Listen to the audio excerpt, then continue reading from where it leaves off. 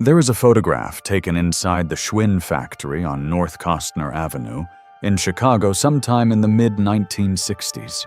Rows of workers in white t-shirts stand at welding stations, sparks falling around them like orange snow. The floor stretches so far back into the building that the far wall disappears into haze. Steel frames hang from overhead conveyor hooks, hundreds of them, moving slowly through paint booths in brilliant reds and blues and chrome. Outside that building, in the neighborhood spreading west from the city's center, kids are riding Schwinn Stingrays down every block, popping wheelies, racing each other to corner stores, living the specific joy of having exactly the machine your whole generation agrees is the right one to have. Inside those paint booths, the future is being assembled in colors bright enough to stop traffic. Somewhere in that photograph, invisible in the industrial blur, is the future of American manufacturing, and the seed of its own undoing. At that exact moment, Schwinn controlled 1 out of every 4 bicycles sold in the United States. Not 1 out of 10, 1 out of 4. The company ran 3 full shifts, 24 hours a day, 365 days a year. 1,800 workers clocked in and out of that Chicago plant every single day. Dealers across the country had waiting lists 6 months long. Parents in Ohio and Texas and Oregon were writing their names on order sheets in bike shops just to guarantee their kid got a Schwinn by Christmas. Toy stores couldn't touch them. Department stores weren't even in the conversation. The only place you bought a real Schwinn was at an authorized Schwinn dealer, and those dealers were the most trusted bicycle retailers in America, because if you were a Schwinn dealer, your business depended on Schwinn being great, and so you made absolutely certain your customers knew exactly why great mattered. The name meant something, not just quality, not just durability. It meant you were serious. It meant you cared enough to buy the real thing, and not the imitation sitting cheaper on a shelf somewhere else. 20 years later, that same factory floor was silent. The conveyor hooks were still. The welding stations were cold. The workers were gone. Not retired, not transferred, gone. Let go in a single brutal announcement that ended 88 years of continuous production on that same Chicago ground. The machines that had cranked out the Stingray, the Aerocycle, the balloon tire cruiser, the machines that had defined American childhood for 3 generations, those machines sat rusting in the dark. And by October 1992, the company itself was finished. $82 million in debt. Market share collapsed from 25% to 5%. A bankruptcy filing that shocked an industry, though in hindsight, it should have shocked no one. This is the story of the greatest bicycle company in American history.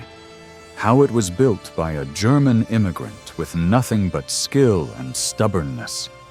How it dominated a market so thoroughly that its name became synonymous with the product itself. And how, in the span of roughly 2 decades, the men who inherited that empire made decision after decision so catastrophically wrong that they turned an industrial dynasty into a cautionary tale taught in business schools. This isn't about nostalgia. It isn't about the romance of old chrome and banana seats. This is about what happens when a company confuses its past with its future. When the confidence that built an empire becomes the arrogance that destroys it. The story starts in a place that looks nothing like Chicago. Hardheim is a small town in Baden-Württemberg in southwestern Germany. In 1860, it was the kind of town where the same families had lived for generations, where your father's trade became your trade, and where ambition had a ceiling about 20 feet above the tallest building on the main street. Ignaz Schwinn was born there that year. His father died when Ignaz was 11, leaving behind a widow who couldn't feed her children and a boy who suddenly had no roadmap for his life. He was sent to a mechanical trade school, not out of opportunity, but out of necessity. This was where poor kids went to learn something useful so they wouldn't starve. Fitting, grinding, practical. But something happened to Ignaz in that trade school. He didn't just learn mechanics, he became obsessed with it. The logic of gears, the physics of load-bearing frames. The way properly tempered steel behaves differently from steel that was rushed through the furnace. He had the mind of an engineer and the obsession of a craftsman, which is a combination rarer than most people think. By 16, he was apprenticed to a traveling bicycle repair operation, moving from town to town across Germany, sleeping in whatever lodging was available, carrying his tools and his notebooks. The notebooks are important. Everywhere he went, Ignaz was sketching, not just copying what he fixed, but imagining improvements, different frame geometries, better bearing housings, lighter components that wouldn't compromise strength. He wasn't just learning the trade, he was systematically figuring out how to do it better than anyone else. By 1885, he was 25 years old and working at Heinrich Kleier's bicycle factory in Frankfurt, one of the most technically sophisticated manufacturers in Germany. He rose fast, designer, then manager. By 1889, Kleier trusted him to help design and oversee the construction of an entirely new facility, the plant that would eventually become the famous Adler Works, one of the largest industrial operations on the European continent. Ignaz Schwinn was 29 years old, and he had already helped build one of the most advanced factories in the world. He should have been satisfied. He was not. Germany in the early 1890s was saturated. Every major town had bicycle manufacturers. Every category had 3 competitors. Every market segment was already contested. There was no room to dominate, no room to be the one. And Ignaz Schwinn, whatever his other qualities, was constitutionally incapable of being one of many. Across the Atlantic, he could see something different. America was not saturated. America was wide open. A nation in the middle of an industrial explosion, a bicycle craze building toward a frenzy, and almost no one doing it at the level he knew it could be done. In 1891, he booked passage on a steamship and crossed the ocean. He arrived in Chicago with 31 years of hard-earned mechanical expertise, a head full of engineering ideas, almost no money, and the absolute certainty that he was going to build something lasting. Chicago in the early 1890s suited him perfectly. The city was chaotic, ambitious, raw, and hungry. The bicycle boom was just getting started. Manufacturers were opening everywhere. Capital was flowing. And most of what was being produced was, frankly, mediocre, built by men who were chasing the boom, not by men who understood what they were building. Ignaz took a job at Fowler Cycle Manufacturing as a floor supervisor.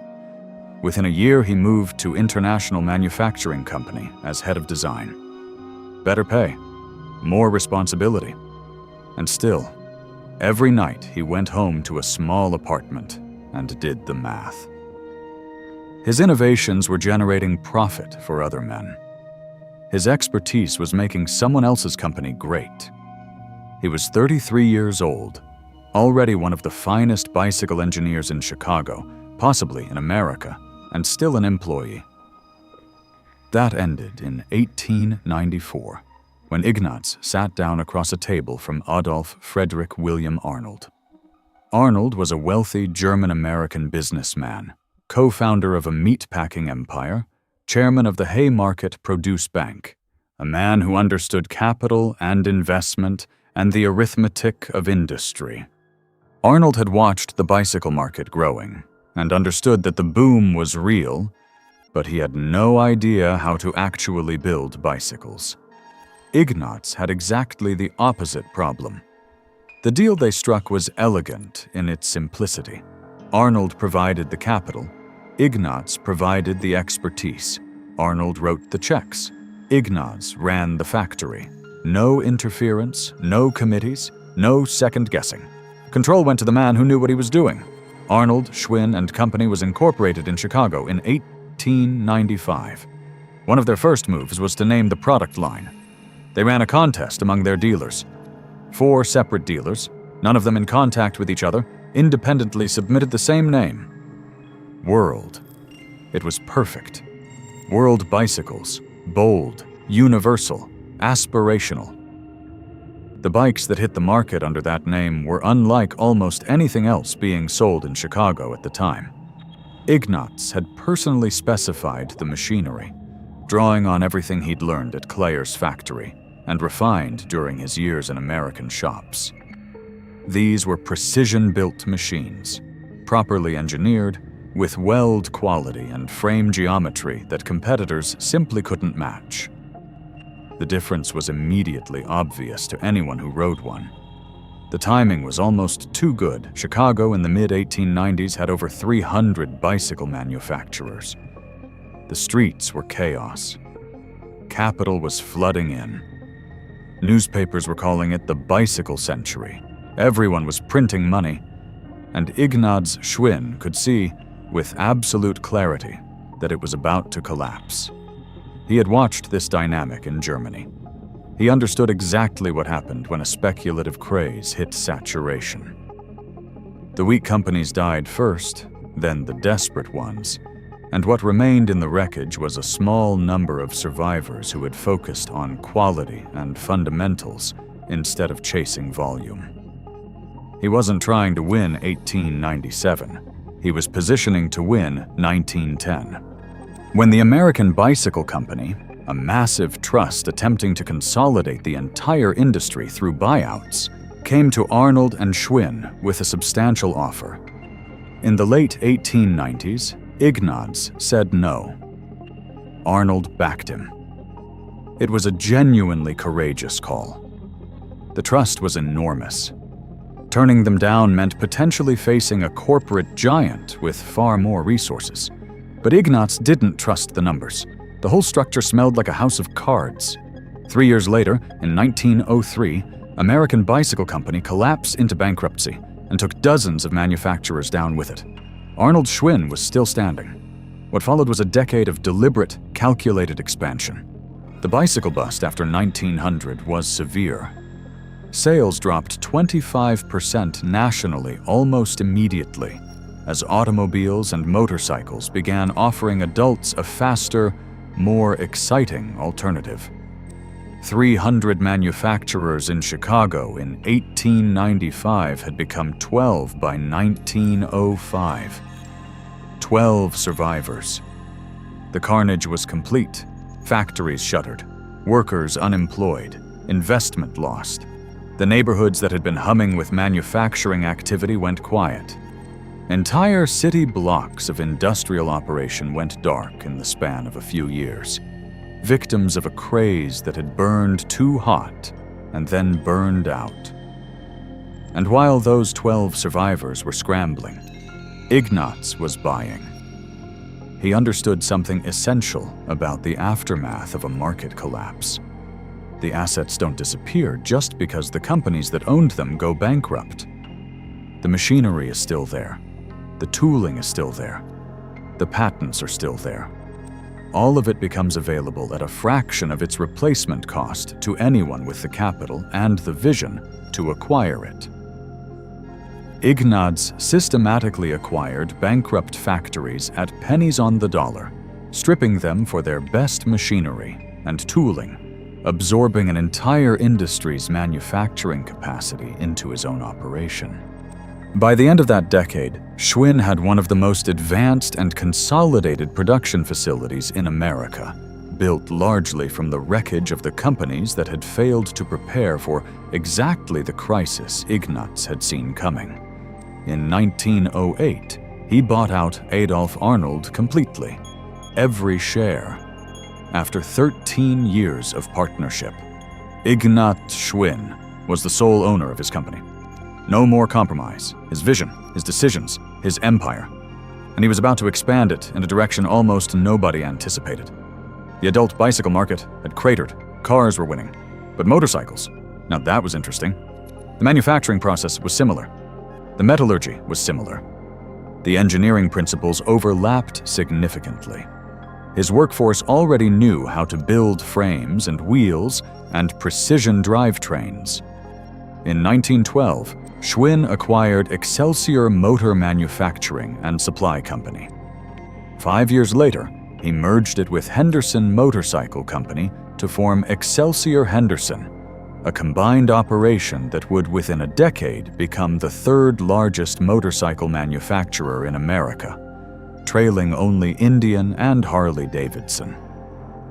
Two empires running simultaneously, both profitable, both growing.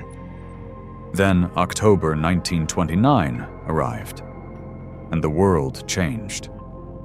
Ignatz watched his investment portfolio evaporate in the weeks following the market crash. He wasn't ruined, but he was badly hurt. And unlike most businessmen who convinced themselves it was a temporary correction, Ignatz immediately understood what was coming. He had survived economic catastrophe in Germany. He recognized the shape of it. By the summer of 1931, unemployment was approaching 25% nationally. Banks were failing, factories were going dark, and discretionary spending, the kind that bought motorcycles, was disappearing fast. Ignatz called a meeting with his Excelsior Henderson leadership team. The room was full of engineers and managers who believed they were about to discuss production adjustments, maybe some cost-cutting, maybe a temporary slowdown. Instead, Ignatz walked in and said something that stunned everyone in that room. He said, "Gentlemen, today we stop the entire motorcycle operation immediately, completely. No phase out, no gradual wind down. Done." The protests were immediate and passionate. They had order backlogs. They were the third largest motorcycle manufacturer in America. Why would anyone shut down a profitable division? Because Ignatz was thinking 8 years out. In a depression that could last a decade, motorcycles were a luxury. Bicycles were necessity. Cheap transportation for working-class families who couldn't afford a car, for paper boys, for workers commuting across town. Running two divisions through a sustained depression would split resources and likely kill both. He chose to sacrifice the exciting business to protect the essential one. By September 1931, Excelsior Henderson was shut down, every machine silenced. And Ignatz's son, Frank W. Schwinn, 35 years old, raised in that factory, trained by his father from childhood, took full command of the bicycle division with everything riding on it. Frank Schwinn was not his father. He was something slightly different and arguably better suited for the moment he inherited. Where Ignatz was a builder and an engineer first, a man who solved problems through metallurgy and geometry, Frank was both of those things and also a marketer, an innovator in the commercial sense, a man who understood not just how to make bicycles, but how to make people feel something about them. He understood that a product is never just a product. It's a statement. It's an identity. It's a promise that the person who owns it is making to themselves and to everyone who sees them with it. That understanding would define everything Schwinn produced for the next 2 decades, starting in the depths of the worst economic catastrophe in American history, and somehow building toward the most dominant market position any bicycle company in the world had ever held. He took everything the company had learned building motorcycles, the aggressive styling, the chrome detailing, the attitude of the thing, and applied it to bicycles. In 1933, Schwinn introduced the B10E motorbike. It was a bicycle designed to look like a motorcycle, aimed at kids and teenagers who wanted to feel fast without needing an engine. The lines were aggressive. The tank-style frame was dramatic. The whole machine communicated a kind of rebellious energy that was completely new in the bicycle market. There was one problem. The ride was brutal. Narrow tires on rough American streets turned every block into punishment. Frank went to American Rubber Company with a very specific request. He wanted a tire that was 2.5 times wider than the standard bicycle tire of the era. A 26 by 2.125-inch balloon tire, soft and cushioned and capable of absorbing the impact of cracked pavement and unpaved roads. American Rubber thought he was out of his mind. Frank convinced them anyway. The result changed everything. The wider tires transformed the ride quality. Hours in the saddle became comfortable instead of punishing. Kids loved it. Parents loved it because their children actually wanted to ride. In 1934, Frank refined the design into the Aerocycle. Leather saddle, chrome fenders, a plated headlight, a horn mounted on the handlebars. It looked like a miniature motorcycle built for a 12-year-old. It was gorgeous. Competitors immediately started copying it. The Aerocycle became the template for what an American bicycle was supposed to be. The paperboy bike, the cruiser, the machine that defined a generation's relationship with the open road, even if that road was just the suburban block outside your house. But Frank wasn't relying on design alone. He established a dedicated quality control division, one of the first in the bicycle industry, and launched the Schwinn quality seal, a visible stamp on every bike that said, "This was built right." In an era when corner cutting was everywhere and the Depression had pushed most manufacturers toward the cheapest possible components, Schwinn was doing the opposite. Every weld inspected, every frame tested. If it didn't meet standards, it didn't leave the building. This was a promise made visible, and it worked. The Schwinn name became shorthand for something that would last. A bike you could hand down to a younger sibling, something that could survive the kind of punishment only children could reliably inflict on a machine. When World War II ended and American soldiers came home, Schwinn was perfectly positioned. The baby boom was beginning. Those babies were going to need bicycles.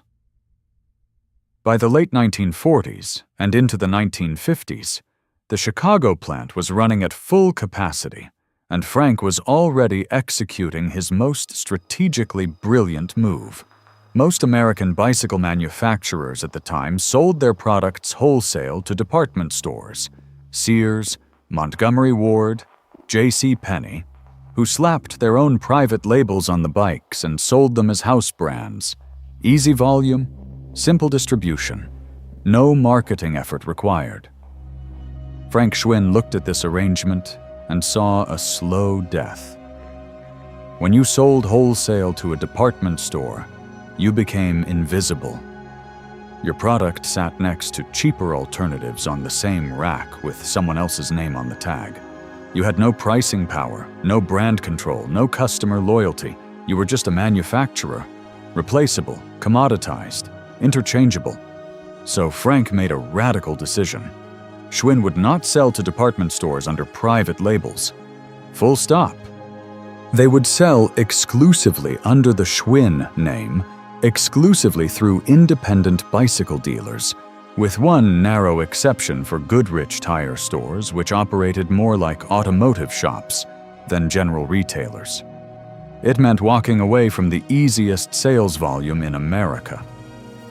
Department stores had massive reach and guaranteed throughput.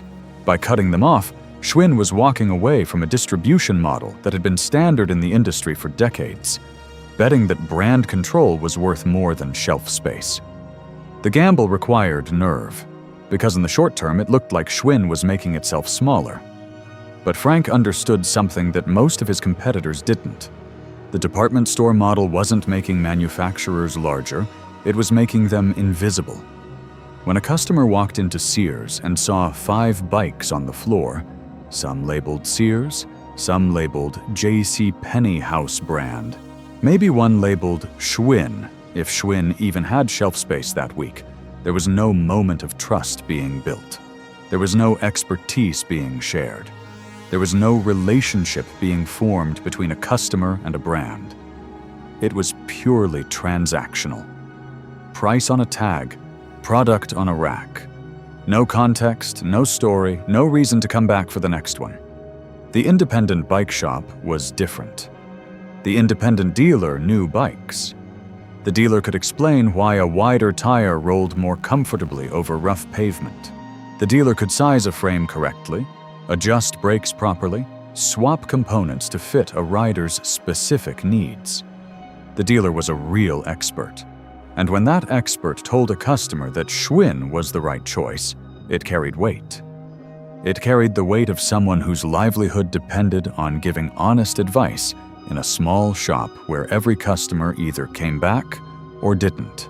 Starting in the early 1950s, Schwinn representatives fanned out across the country visiting independent bike shops with a proposition. Make Schwinn your primary brand, better yet, your exclusive brand.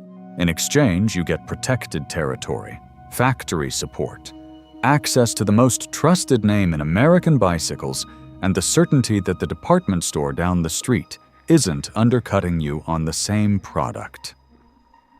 The catch was real.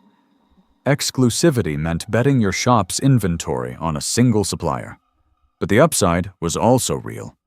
You weren't competing on price. You were selling Schwinn, a premium product with a premium reputation in a market where no one could buy the same thing for 20% less somewhere else.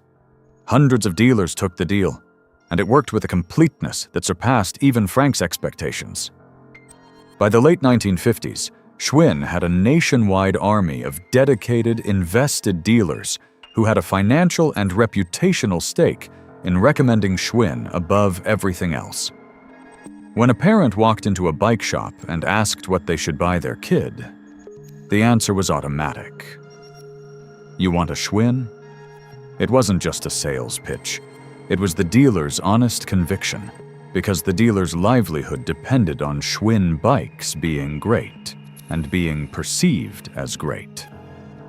Schwinn controlled the message, the pricing, and the customer experience with a completeness that no department store partnership could ever match.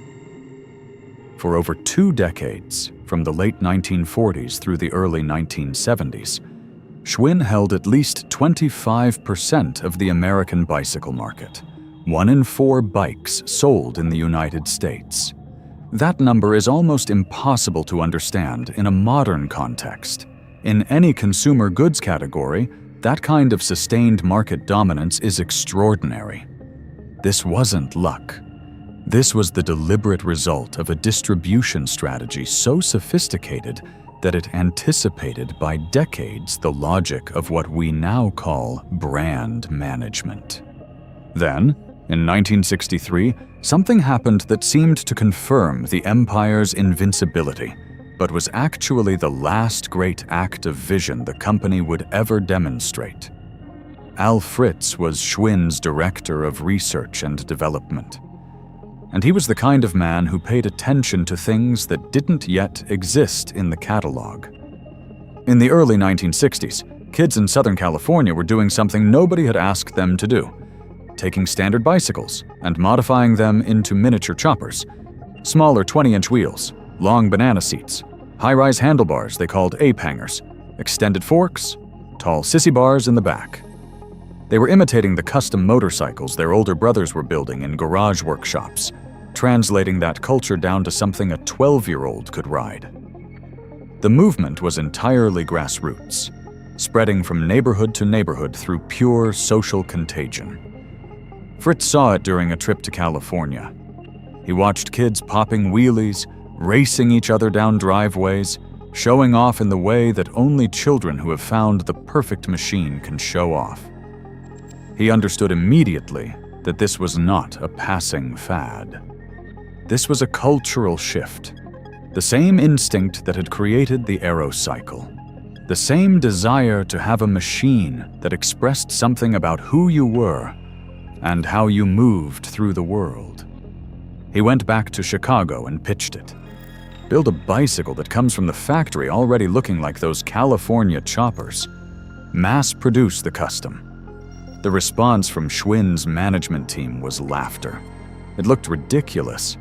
Parents would never buy their kids a bike that screamed rebel. Fritz refused to drop it. He kept pushing. Frank Schwinn eventually gave him a limited green light. Test it quietly through direct dealer sales, skip the main catalog, See what happens.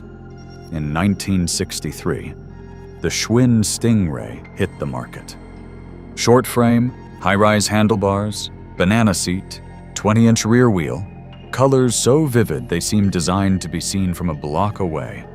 Flamboyant red, flamboyant lime, sky blue, radiant copper tone. It looked like nothing that had ever been sold as a bicycle in America. Kids went berserk for it. The Stingray was perfectly configured for wheelies. The short wheelbase and rear weight bias made it effortless to yank the front end up and cruise on one wheel. Every kid on every block wanted to show off, and the Stingray was the optimal show-off machine. Between 1963 and 1968, Schwinn sold nearly 2 million of them. 2 million. That is not a product. That is a cultural phenomenon.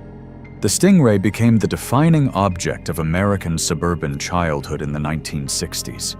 If you grew up middle class in America during that decade, you either owned a Stingray or you desperately wanted one, and you remember exactly why you didn't get one. The company iterated brilliantly. A fastback model in 1965 with a slick rear tire channeling drag racing aesthetics, a stick shift in 1966 that mounted on the frame like a muscle car's gear selector. And then in 1968, they went to the absolute extreme with the crate series. Orange crate, lemon peeler, apple crate, named after fruits, styled after California dragsters, priced at $86.95 when a standard Stingray cost $40. Front drum brake, rear caliper, 5-speed stick shift, chrome everywhere.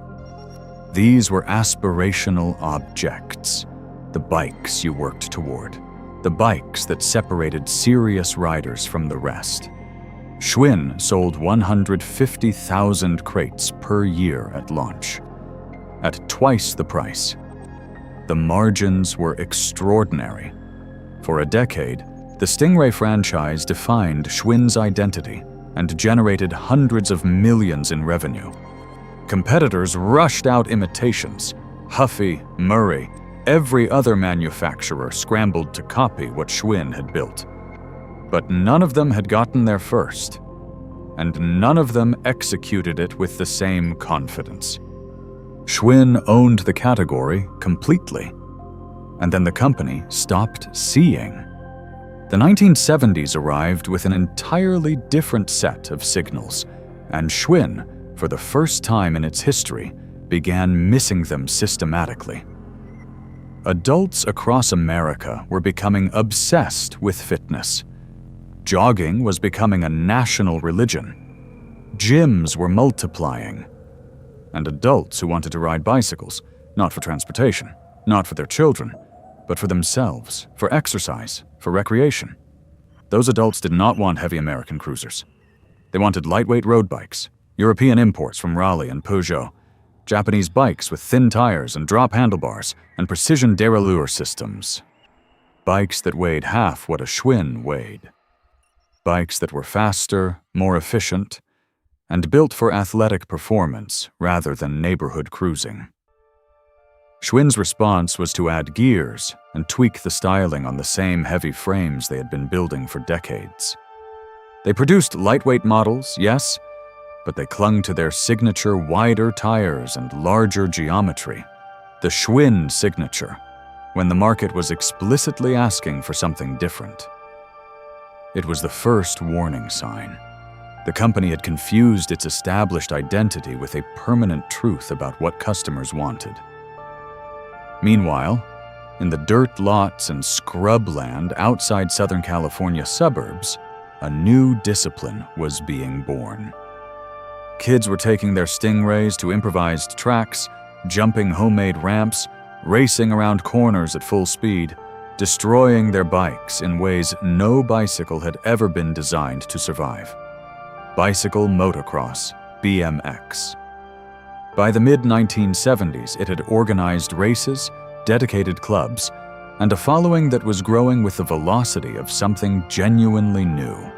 In 1976, Skip Hess founded Mongoose Bicycle Company specifically to engineer bikes for this sport. Reinforced frames, knobby tires, components that could absorb brutal impacts repeatedly without failing. GT bicycles followed. Diamondback followed. These weren't toy companies. These were engineering operations building machines for a legitimate competitive sport with a passionate and growing audience. Schwinn looked at BMX and decided it was too dangerous, too niche, too liability-prone, too incompatible with the family-friendly quality image the company had spent decades cultivating. The insurance concerns were real. Bikes getting broken, kids getting hurt, lawsuits being filed. The brand concern was also real. Schwinn meant safe, well-built, responsible, the kind of bicycle a parent trusted. A racing discipline that involved flying over dirt jumps and crashing in front of crowds didn't obviously fit that image. So they sat it out. They watched Mongoose and GT and Diamondback build businesses from the ground up while Schwinn had every possible structural advantage: the brand, the dealers, the manufacturing capacity, the institutional knowledge, and did nothing with any of it. They let an entire category of American youth cycling grow from zero to mainstream without touching it, because it made the executives uncomfortable. That discomfort cost them a market that would eventually be worth billions. Then, in 1974, something happened that should have been a nuclear wake-up call. A man named Gary Fisher, along with a small group of cycling enthusiasts in Marin County, California, took a heavy vintage cruiser frame, fitted it with multiple gears and knobby tires and improved brakes, and rode it down a fire road in the mountains at speeds that would have terrified anyone watching. They called what they were doing repack, named after the bearings that had to be repacked with grease after every descent, because the braking heat destroyed the original lubricant. Fisher and his collaborators, Charlie Kelly, Joe Breeze, Tom Ritchie, were not fringe lunatics. They were serious cyclists who had identified a genuine gap. No machine existed that could handle rugged off-road terrain at real speed, so they built one. Fisher brought the concept to Schwinn. The company's engineers looked at what he had built and told him with confidence that it was absurd. Why would anyone want to ride a bicycle in the dirt? Frank V. Schwinn, the founder's grandson, who was by then running the company, was reportedly offended that enthusiasts were modifying vintage Schwinn frames for this purpose. It was disrespectful to the brand, he felt. The engineering team's dismissal was not a close call. It was categorical contempt. Mike Sinyard was paying attention to the same California scene that Schwinn was dismissing. In 1981, his company Specialized began importing mountain bike components from Japan and assembling complete machines for American riders. In 1982, Specialized released the Stump Jumper, the first mass-produced mountain bike sold through bike shops. It sold out immediately. Dealers couldn't keep them in stock. Trek Bicycle Corporation, founded in 1976 in a Wisconsin barn by Richard Burke and Bevel Hogg, was meanwhile building a parallel universe of lightweight road bikes, targeting affluent adults who were willing to pay serious money for a serious machine.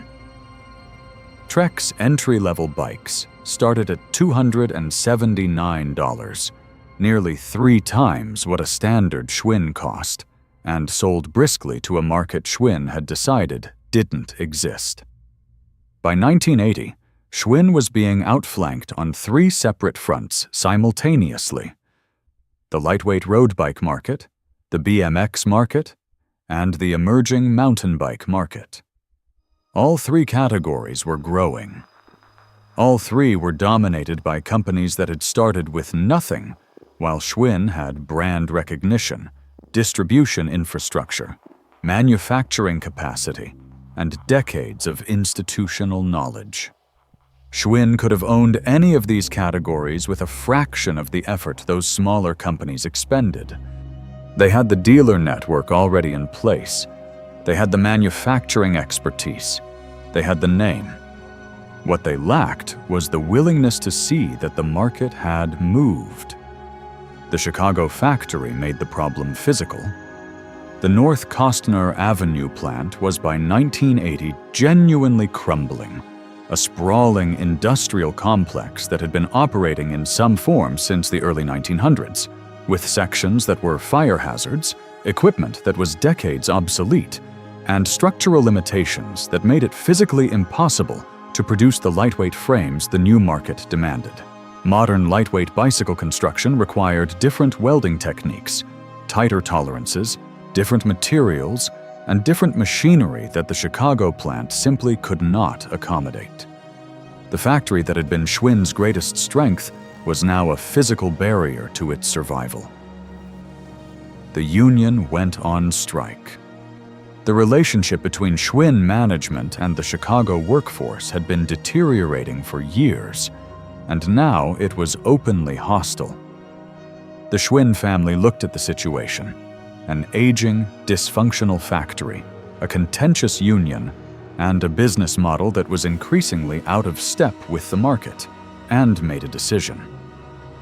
They were not going to invest another dollar in that Chicago plant. Instead, they were going to build something new. In 1981, Schwinn announced construction of a brand new manufacturing facility in Greenville, Mississippi. The logic, on paper, was coherent. Mississippi was a right-to-work state where union organizing had no traction. The state offered tax incentives. Labor costs were substantially lower than Chicago. They would build a modern, efficient, union-free American factory that could produce quality bikes and compete with imports. The high-end products would be made in Greenville, stamped Made in America, and sold at a premium. The cheap stuff could come from Asia. It was a two-tier strategy: domestic premium, foreign commodity. There was one problem that should have been obvious before the ground was broken. Greenville, Mississippi sits in the middle of the Mississippi Delta. Cotton fields, catfish farms, Highway 82 cutting through flatland in every direction, and it is approximately 75 miles from the nearest interstate highway. If you were flying from Chicago, you flew to Memphis, caught a regional connector to a small airport, and then drove 3 hours on state roads through rural Mississippi. Schwinn's own management started joking, not entirely as a joke, that it was easier to get to Taiwan than to get to Greenville. They were essentially correct. The logistics problem was the visible tip of a much deeper structural problem. Greenville had no industrial infrastructure, no deep pool of experienced metal workers or precision welders. Schwinn had to train workers from scratch, and even after years of effort, the skill level on that production floor never approached what the Chicago workforce had accumulated over decades. The Chicago workers had been doing this for their entire careers, some of them following fathers and uncles who had done it before them. That kind of embedded expertise doesn't transfer to a training program. It takes a generation to build, and Schwinn was expecting to replicate it in months. Meanwhile, components came from Asia, shipped to West Coast ports, trucked across the country, delivered to rural Mississippi, with every step adding cost, adding delay, adding complexity and fragility to a supply chain that could not afford any of those things. A delayed shipment from Taiwan didn't just slow production, it stopped it, because Greenville had nowhere near the buffer inventory that a truly efficient operation maintains.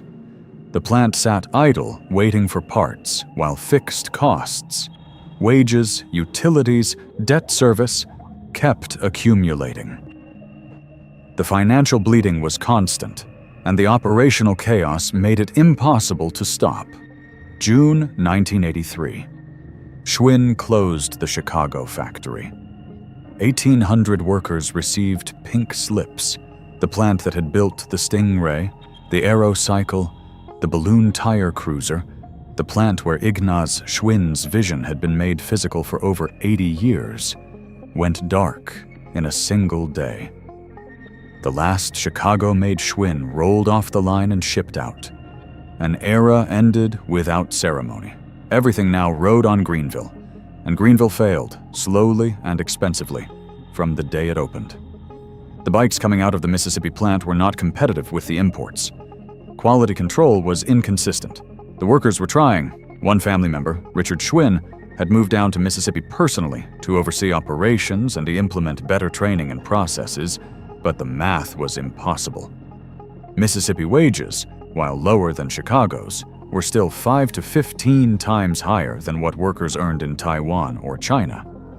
Schwinn was paying American wages to produce bikes that had to compete on price with Asian imports.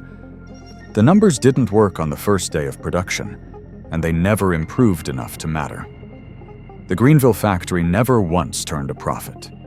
While Greenville was bleeding money, the market was moving in other directions entirely. In 1982, Schwinn finally attempted to enter the mountain bike market with the Sidewinder, a product so half-hearted it deserves description. It was essentially their old Varsity or Continental road frame with fat tires bolted on. No new geometry, no suspension consideration, no understanding of what mountain bikers actually needed from a frame designed for off-road use. The market, which by now included serious enthusiasts who read technical reviews and compared geometry specifications, saw through it instantly. A year later, in 1983, Schwinn released the Sierra, a legitimate chrome moly mountain bike with actually competent engineering. But the Sierra was manufactured by Giant in Taiwan, and the company was a decade late to a market that Specialized and Trek and a dozen smaller brands already owned completely. The dependency on Giant was becoming existential in a way Schwinn's leadership seemed not to fully register. By 1988, Giant Manufacturing in Taiwan was producing approximately 82% of all Schwinn bicycles, roughly 700,000 bikes per year. Schwinn had outsourced the overwhelming majority of its production to a single foreign supplier. In exchange for volume pricing and production capacity, they had handed Giant enormous leverage. Giant was not simply a manufacturer. It was also, by the late 1980s, launching its own branded bicycles under the Giant name, competing directly in the same market where it was simultaneously serving as Schwinn's production backbone. Schwinn's primary supplier was also becoming one of Schwinn's competitors. The company was apparently not alarmed by this. It should have been. Running Schwinn through this period was Edward R. Schwinn Jr., the fourth generation of the family, great-grandson of Ignaz. Ed was by all accounts a decent man, personable, genuinely liked by many of the people who worked with him. But decency is not a business strategy, and the people who worked closely with Ed during this period describe a leader who was more interested in deals than in operations. Yoshi Shimano, a Japanese translator who worked with Schwinn during this era, later observed that Ed seemed fundamentally uninterested in the mechanics of running the company, in the production line, the supply chain, the dealer relationships. He wanted to make acquisitions, forge partnerships, pursue new ventures. The basic blocking and tackling of a manufacturing company seemed to bore him. This is not unusual in fourth-generation family businesses. The founder brings obsession, vision, and the hunger of someone who has built something from nothing. The second generation inherits that work ethic, and usually that obsession. By the third and fourth generation, the family members at the top of the company have never known anything but prosperity. They've grown up inside the empire, which means they've never had to fight to build it. They know how to manage it in theory. They don't know how to save it when saving it requires the same brutality and clarity of vision that building it originally required. Ed Schwinn was not a bad person. He was the wrong person in the wrong moment for a company that desperately needed someone who could recognize an existential crisis and respond to it without sentiment. More damaging than Ed's personal inclinations was what he did to the people around him. Over the course of the 1980s, Ed fired or drove out multiple senior executives, experienced operators who understood bicycle manufacturing, who understood the dealer network, who understood the supply chain and the competitive landscape. Some were pushed out in internal conflicts. Others simply quit in frustration. And when they left Schwinn, they didn't retire. They went to Trek. They went to Specialized. They carried decades of institutional knowledge about manufacturing processes, dealer relationships, cost structures, product development, and they deposited it directly into the operations of Schwinn's most dangerous competitors. The people who knew how to run an empire walked out the door and handed that knowledge to the enemy. By the late 1980s, the financial situation was deteriorating with the speed of something that has been wrong for a long time, finally becoming visible. Schwinn's warehouses were filling with unsold inventory, bikes designed for a market that had moved on, sitting in boxes, losing value by the day. The Asian suppliers were demanding cash on delivery. Giant and China bicycles, both of which were also significant creditors at this point, were done extending terms. Pay up front or we stop production. The banks saw the sales numbers and the mounting debt and started tightening credit lines. The financial noose that had been loosening slowly for a decade was now closing fast. Look at the volume numbers because they tell the story with brutal clarity. In 1987, Schwinn sold 1 million bicycles. In 1991, that number was cut in half, 500,000 units. By 1993, it had fallen to 275,000. In 6 years, Schwinn lost 73% of its sales volume. This is not a company in decline.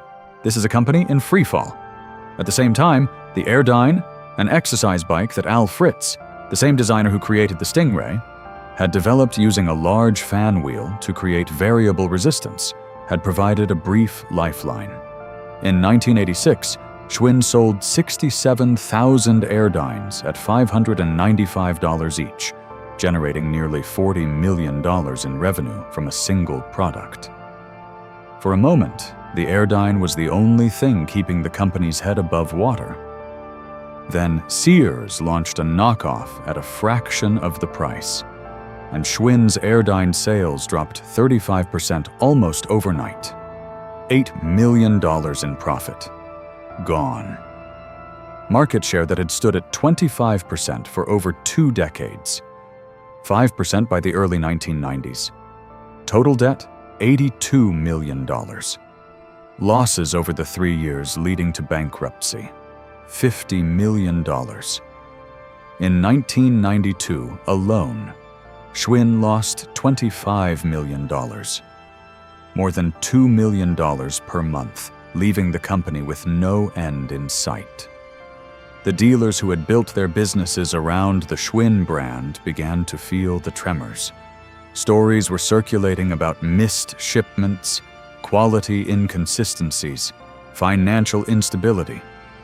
Some of the best independent bike shops in the country, the same dealers who had been the spine of the Schwinn distribution network for 40 years, quietly began shifting their floor space toward Trek, toward Specialized, toward Giant. This was the deepest wound. Frank Schwinn had spent years convincing those dealers that betting everything on Schwinn was the right call. He had given them protected territories and factory support, and the brand equity that made their shops the most trusted bicycle retailers in their communities. Now those same dealers were watching a company behave in ways that suggested it might not be around to honor its commitments, and they were making the rational choice: diversify before it's too late. The network that Frank Schwinn had spent a decade building was slowly abandoning the brand it had been built to sell, and every dealer who shifted their allegiance took a piece of Schwinn's revenue and handed it to a competitor. On August 26, 1992, Schwinn's chief operating officer, Ralph Murray, walked into a board meeting and delivered the message that everyone in that room already knew, but had been refusing to say out loud. There was no white knight coming. No investor waiting with a rescue offer. No bank willing to extend enough credit to survive another year. 6 weeks later, on October 7, 1992, Schwinn filed for Chapter 11 bankruptcy protection. 97 years of continuous family ownership. The company that had survived the bicycle bubble crash of 1900, the Great Depression, 2 world wars, and the entry of every major international competitor into the American market. That company was insolvent. The bankruptcy proceedings became a legal war. The Schwinn family trust technically owned the trademark, the name itself, the Schwinn brand that had been built over nearly a century, and they were not prepared to surrender it without compensation. Creditors, led by Giant and China Bicycles, were demanding repayment. Lawyers argued over the value of a brand that its current management had spent a decade driving into the ground. The company that had once defined American bicycles was now being dissected in federal bankruptcy court, its assets categorized, valued, and assigned to the queue of creditors who wanted their money back. In January 1993, investor Sam Zell and his Zell Chillmark Fund purchased Schwinn out of bankruptcy for $40 million. $40 million for a company that had, at its peak, been worth hundreds of millions, that had controlled a quarter of the American bicycle market, that had employed 1,800 workers in a single Chicago plant and sold over 1 million bikes a year. $40 million. Zell tried to rebuild it. The damage was too deep and too structural. In 2001, Schwinn filed for bankruptcy a second time. The brand was subsequently acquired by Pacific Cycle, which was later bought by Doral Industries of Canada, which eventually passed the name along through a chain of corporate transactions. Today, Schwinn bicycles are made in China and sold at big box retailers, Walmart, Target, online discounters. The bikes are inexpensive, acceptable, unremarkable. The name is on the packaging. The soul is somewhere else entirely. The only genuine thread connecting modern Schwinn to the company Ignaz built is a small operation in Waterford, Wisconsin. Richard Schwinn, one of the family members who had tried to save the Greenville factory by moving there personally, founded Waterford Precision Cycles in 1993 after the bankruptcy. Waterford hand builds a few hundred ultra-premium bicycles each year for serious enthusiasts who want exactly the kind of craftsmanship and quality that made the original Schwinn name mean something. The shop is beautiful, the bikes are beautiful, and the enterprise is, in its way, a genuine tribute to the company's best values. But it is a small workshop, not an empire. It cannot be called a continuation, only a remembrance. The Greenville factory, meanwhile, still stands. If you drive down Highway 82 and turn onto the industrial road, the building is there, concrete and steel, large enough to suggest what it was supposed to be. The parking lot is cracked and overgrown. The windows are broken. A for sale notice that has been posted so long the paper has yellowed and the ink has faded. The building is empty. Has been empty since 1991. No machines, no workers, no bicycles. Just silence and the particular quality of light that fills abandoned spaces. This factory was the last great bet. The place where Schwinn decided it would prove that American manufacturing still mattered, that the right combination of domestic production and patriotic pricing could compete with a globalized market. The factory was supposed to be the answer. Instead, it became the tomb. And if you stand outside it long enough and actually think about what it represents, not just for Schwinn, but for every company that has ever confused its history with its future, the silence communicates something that no business school case study quite captures. Ignaz Schwinn came to America in 1891 with 31 years of expertise, no money, no connections, and the absolute conviction that he was going to build something that lasted. He built a company that dominated its market for nearly half a century. He survived the bicycle bubble. He survived the Great Depression by making a brutally unsentimental decision to kill his profitable motorcycle business. He survived 2 world wars. He built a brand that meant something, that actually meant something, not in the marketing speak sense, but in the sense that a parent who bought their child a Schwinn was making a genuine promise of quality and durability. His son Frank took that foundation and extended it in ways the founder himself might not have imagined. The dealer network, the Stingray, the Crate series, the Airdyne. The controlled brand identity that kept Schwinn premium and distinct even as competitors flooded the market with cheap alternatives. For 20 years, Frank's decisions kept the company not just alive, but genuinely dominant. Then the 3rd and 4th generations arrived, and the company's greatest asset, the confidence that came from a century of success, became its most dangerous liability. The confidence curdled into arrogance. The institutional memory of what had worked became a filter that blocked perception of what was changing. BMX was dismissed because it didn't look like what Schwinn had always done. Mountain biking was dismissed because the founder's grandson found it personally offensive. Lightweight road bikes were half-heartedly addressed because the existing design language was too embedded to abandon.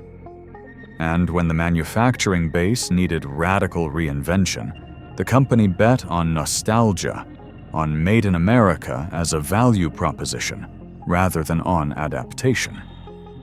Trek saw the adult fitness market and built for it. Specialized saw the mountain bike market and owned it.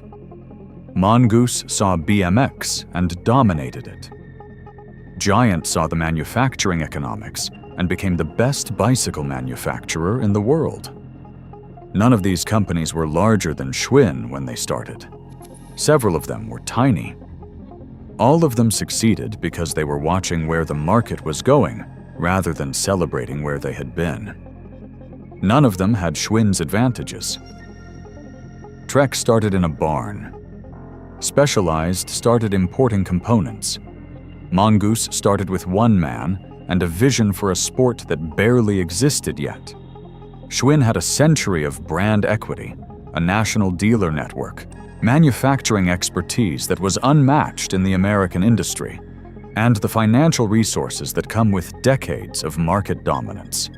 They had everything. And they used it to defend the past instead of build the future, which is the most expensive mistake a company can make because it uses real resources to protect something that cannot be protected and ignores the actual threat until it's fatal. The machines are gone from the Greenville factory. The workers are gone. The overhead lights are dead. The conveyor system that was supposed to rival what Chicago had built, silent. 3 decades of silence, accumulating like sediment over what was supposed to be Schwinn's salvation. Ignaz Schwinn arrived in Chicago in 1891 and built a kingdom from the logic that if you make something genuinely better than everyone else and you control how it reaches the customer, you can win in any market, in any economic condition, against any competitor. He was right. The kingdom lasted nearly a century. What ended it wasn't competition. Competition was everywhere the whole time. 300 manufacturers in Chicago alone in the 1890s, and Schwinn survived all of them. What ended it was the decision, made quietly and then repeatedly, to stop looking forward. To assume that what had worked would keep working. To believe that the name on the chrome was protection enough against the market's relentless indifference to history. The Silent Factory in Greenville, Mississippi, answers every business leader who has ever convinced themselves that their brand is too strong to fail, that their history is too rich to be erased. that their name alone is sufficient protection against a market that has moved on. It answers them with the particular eloquence of abandonment: empty parking lot, broken windows, yellowed paper, a building full of nothing. 3 decades of silence where there should have been 3 decades of production and innovation and growth. There is a particular kind of corporate arrogance that only develops in companies that have been dominant for a very long time. It is not the arrogance of someone who thinks they are better than others. It is something quieter and more dangerous. The assumption that the rules that made you successful are permanent rules, not temporary ones. That the market conditions that favored your approach will continue to favor your approach indefinitely. That customers are loyal to your brand rather than to what your brand currently delivers. Schwinn suffered from this assumption deeply and completely, and by the time it was visible enough to diagnose from the outside, the cure required a speed and decisiveness and willingness to abandon comfortable identity that the company was no longer capable of generating. Every year they waited made the problem larger and the solution harder. The bicycle market is unforgiving in this way. Customers buy what works for them now, not what worked for them before. The brand that helped your father decide feels like history by the time you are making your own choice, not guidance. The name Schwinn still exists. You can still find it on a hang tag in the bicycle aisle at a big box retailer, attached to a machine made in China and designed to a price point. The name on that tag, and the name Ignaz Schwinn, stamped on his first world bicycles in 1895, share 26 letters and nothing else. The soul transferred out of the brand the moment the company stopped being willing to do the hard work of earning it every single year. That is the real lesson the Silent Factory teaches. A brand is not a possession. It is not an asset you accumulate and then spend down. It is an ongoing promise, made fresh every time a customer encounters it, that requires constant renewal. Stop renewing it, and it doesn't hold its value. It evaporates, sometimes faster than anyone watching believed possible. The kingdom is gone. The machines are still. What's left is the lesson, written in rust and silence, available to anyone willing to drive down Highway 82 and actually look.